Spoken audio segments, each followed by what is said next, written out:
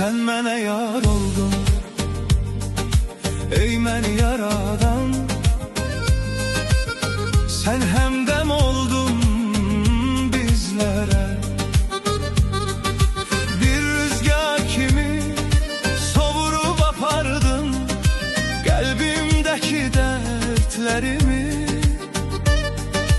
Her an ümid oldun sen bizlere. Sen ey benim herkesten kıskandığım yarım, sənə tərəf bir rüzgar olup esmək isterdim. Yuxularına qonar gəlib necə darıxdığımı deyir. Hər səhər baxdığın aynalarda sənə sevgimi pıçıldamaq isterdim.